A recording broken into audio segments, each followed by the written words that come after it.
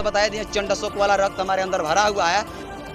जाके खींच के और वहाँ पे ताला मारेंगे और सबको बाहर खदेड़ने का काम कर देंगे। एक बार युवाओं को केवल हुकारी भरने की जरूरत है, लेकिन हम नहीं चाहते हैं और हम विश्वास करें नीतीश कुमार जी ये नौबत नहीं आने देंगे। आज रावण का क्या है, हिंदू मुस्लिम चिल्लाता है, ठीक, मुस्लिमों का विरोध करता है, और जैसे ही कोनो मुस्लिम डीएम बन ना जाए, मंत्री बन ना जाए, तड़ते दामाद बनाने के लिए घर न्योता लेकर चल जाता है। यही हाल किया है। तथागत बुद्ध अपने विचार को पूरे विश्व में फैलाया था। आज बोलता है कि विष्णु के अवतार है, और उस समय यही लोग अपमानित करने का काम करते थे और उनकी विचारधारा को खत्म करने का आज भी चाहते हैं कि उनकी विचारधारा खत्म हो। तो मैं आपको एक चीज और बताना चाहता हूँ, अगर नहीं खत्म करिएगा तो हम लोग तथागत बुद्ध को मानते हैं, सम्राट अशोक को मानते हैं, भीमराव अम्बेडकर को मानते हैं, तो उसमें एक पना चंड अशोक का भी आता है। अगर जिस दिन हमारे युवा और हम लोग उस चंड अशोक को अपने अंदर जगा दिए तो फिर जब चाहे तब हम छीन सकते हैं। आप घर में हम जाए कब्जा कर लें, आपको दिक्कत नहीं होगा। घर में हम जाए, आपको सरकार एक बना देगी, आपके घर पे कब्जा मेरा रहेगा, आप रहने दीजिएगा? नहीं ना, ये तो हमारी बड़प्पन है। यह हमारी बड़प्पन है कि हम लोग हिंसा नहीं, अहिंसा के रास्तों पे शांतिपूर्ण तरीके से अपनी बातों को रख रहे हैं, सरकार के सामने हाथ जोड़ रहे हैं, भीख जैसा मांग रहे हैं अपने अधिकार, जबकि भीख जैसा मांग रहे हैं अपने अधिकार को। यह हमारी बड़प्पन है, तो इस बड़प्पन को फायदा ना उठाए। नहीं तो आप भी जानते हो कि बाबरी मस्जिद का क्या होता, वो भी बौद्ध मठ था, लेकिन क्या हुआ, हिंसा करके लोग कब्जा किया, फिर न्यायालय पे रास्ते पे गया तो हिंसा ना करवाए। हम लोग हिंसा में विश्वास नहीं रखते हैं।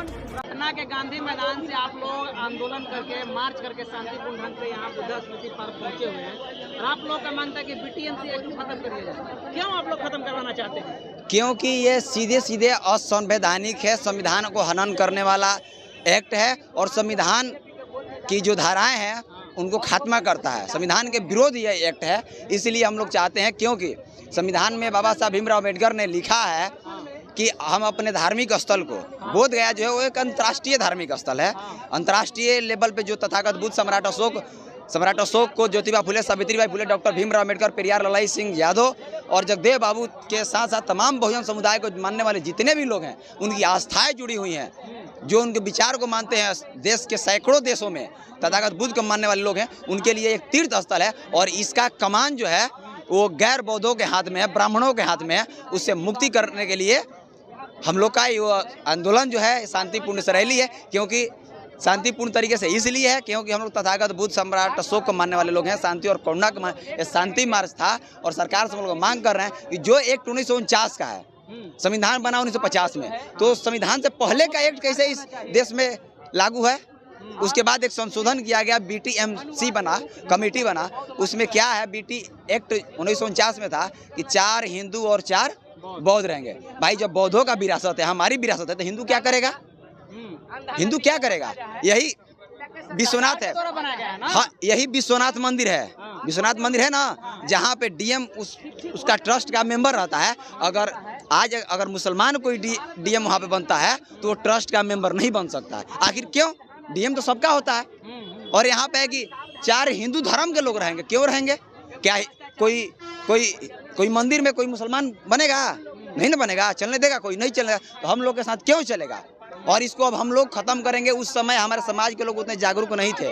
ये एक हम एक्सेप्ट करते, क्योंकि जिस प्रकार से हमारे लोगों को डराया गया, धमकाया गया, प्रताड़ित किया गया, वो अपनी आर्थिक स्थिति से जूझ रहे थे। आर्थिक स्थिति पाने के लिए, सामाजिक स्थिति पाने में सक्षम नहीं थे उस समय, तो हम आज विरोध नहीं कर पा रहे। लेकिन अब तो हमें हमारी अधिकार मिल चुका है, हमारी सारी चीज़ें मिल चुकी है। तो अब जो हमारे अधिकार हैं, जो भी हमारे संविधान में एक्ट है, और ये जो एक्ट है इसको हम लोग खत्म करेंगे, जो संविधान के दायरे में चलता है कि कोई भी धार्मिक स्थल का संचालन अपने धर्म के लोग कर सकते हैं, प्रचार प्रसार कर सकते हैं। इसलिए हम लोग शांतिपूर्ण तरीके से हैं। और बिहार सरकार से हम मांग करते हैं, बिहार सरकार, नीतीश कुमार जी, माननीय मुख्यमंत्री जी, आप मुखिया हैं, आप भी बैकवर्ड समाज से आते हैं, आप भी तथागत बुद्ध के वंशज हैं, आप भी सम्राट अशोक के वंशज हैं, आप भी जगदेव बाबू के वंशज हैं, आप भी ज्योतिबा फुले, सावित्रीबाई फुले, अम्बेडकर के वंशज हैं। तो आप उनके विचारों को फॉलो करिए। इन सामंतवादी ब्रह्मवादी विचारधारा के लोगों को जो खात्मा, जिस बेहतर से अधिकार जमाए हुए हैं, कब्जा किए, उस कब्जा को आप खत्म करिए। आपके हाथ में है,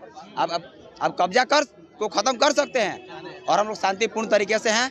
आप इस एक्ट को खत्म करिए। नहीं तो मैं आपको एक चीज़ और बताना चाहता हूँ, अगर नहीं खत्म करिएगा तो हम लोग तथागत बुद्ध को मानते हैं, सम्राट अशोक को मानते हैं, भीमराव अम्बेडकर को मानते हैं, तो उसमें एक पना चंड अशोक का भी आता है।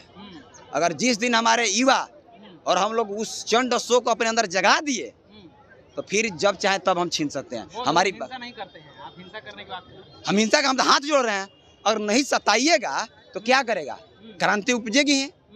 अब हमें नहीं अधिकार दीजिएगा, शांतिपूर्ण तरीके से अदालत जा रहे हैं, वहाँ पे ठुकरा दे रहे हैं, शांतिपूर्ण तरीके से मार्च कर रहे हैं, हाथ जोड़ रहे हैं, पैर पड़ रहे हैं, नहीं दीजिएगा तो क्या करेंगे। जो पैर पड़ सकता है, हाथ जोड़ सकता है, वो हाथ उठा सकता है, पैर खींच सकता है। और हमारे महापुरुषों ने किया भी है।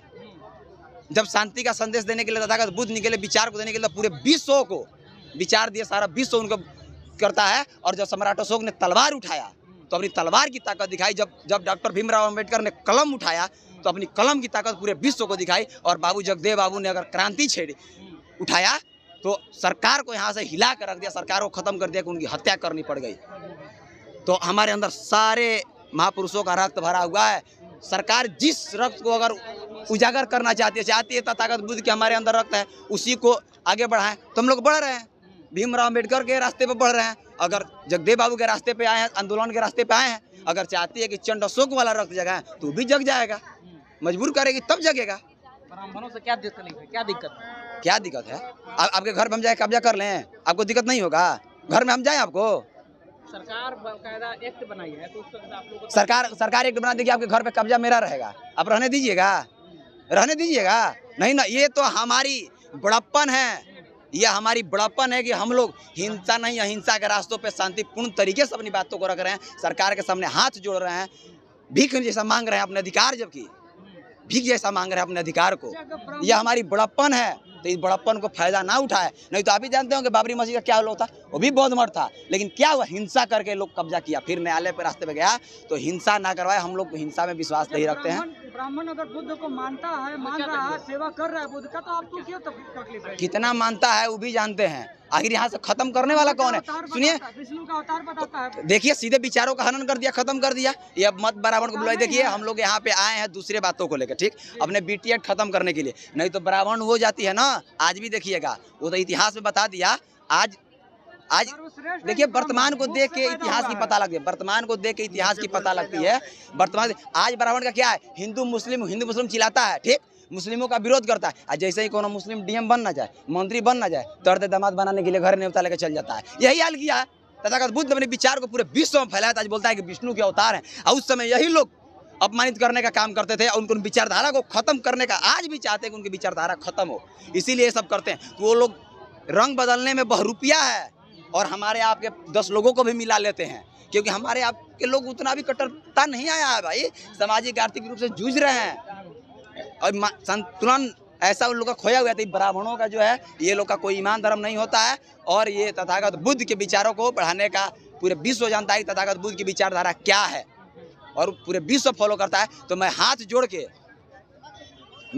के विनती करना चाहता हूँ माननीय हमारे मुख्यमंत्री आदरणीय नीतीश कुमार जी से कि आप अपने अंदर के लहू को जगाइए, अपनी स्वाभिमान को जगाइए, और हमें अपना अधिकार जो है, हमारी विरासत है, हमारी धरोहर है, वो हमें सौंपने का काम करें। हम बहुत अच्छे से चलाएंगे। और बिहार और भारत जाना जाता है तो बोध गया के नाम से जाना जाता है, बिहार जाना जाता है बोध गया के नाम से जाना जाता है। और बोध गया को वो बोध गया बनाएंगे कि फिर से विश्व में परचम एक नई इतिहास रचेगा। माननीय नीतीश कुमार जी, आपका भी नाम स्वर्णिम अक्षरों में। आखिरी सवाल कि अगर सरकार नहीं सुनती है तो आप लोग क्या कीजिएगा?